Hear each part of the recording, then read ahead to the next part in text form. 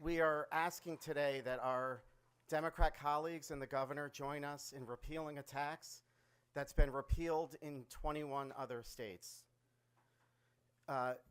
What we've seen right now and what you're going to hear from today are people from all walks of life who are going to talk about the impact that this tax has had on their businesses, on their constituent groups, just over the past month. I can't appreciate enough what you're trying to do. I'm a family-run business for almost 35 years, and this bill is going to impact us in multiple ways. The cost alone is a magnitude of anywhere from about $150,000 to $170,000 to my company. That we don't really know how we're gonna afford this, other than passing it on to every consumer that's in this room. Everybody is going to pay for this. Everybody in the state of Connecticut is going to pay. I'm proud to be an owner in Connecticut. I'm proud to have about 60, 70 people working for me. And I'm proud to give my employees full benefits. Full benefits I give them. Where does it get cut? If I got to pay this bill, something's going to happen.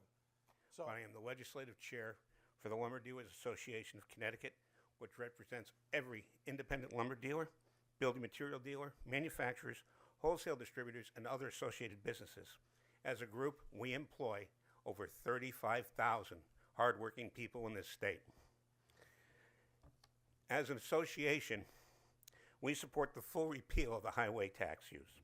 It has added additional operating expenses to deliveries, and bottom line, adds anywhere from 2 to 4% over the total cost of a project.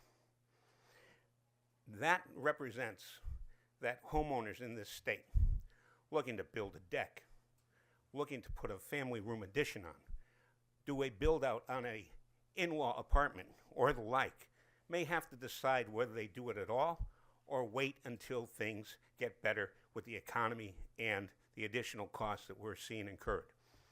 We are asking the state to repeal this tax. This tax is supposed to generate $90 million a year, and this money is going to come out of the residents of the state.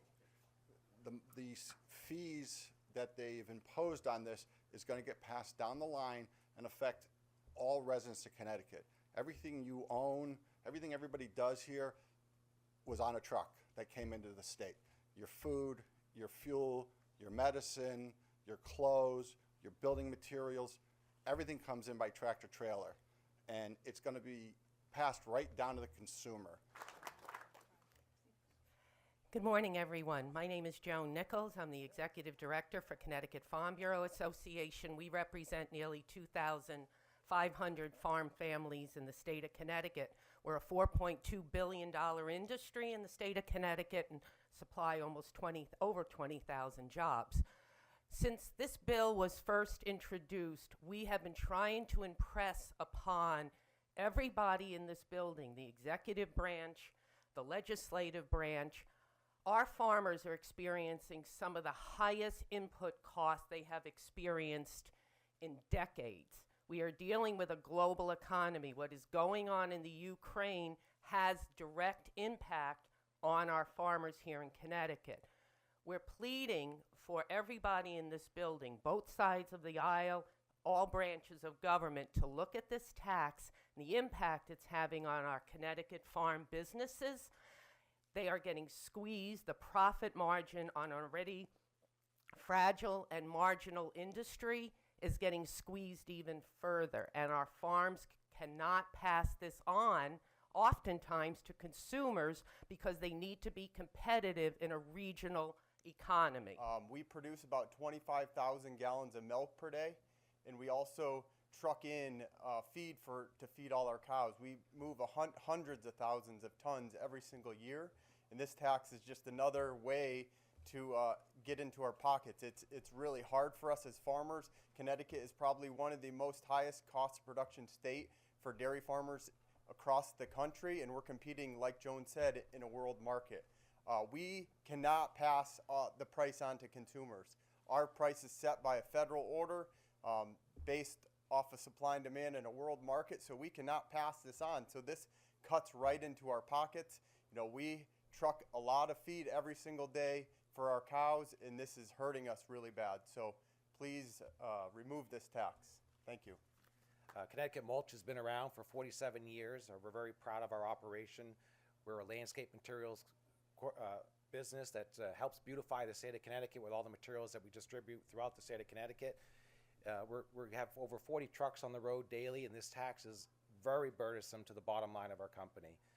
We've had to hire an additional employee to help just administer this tax itself.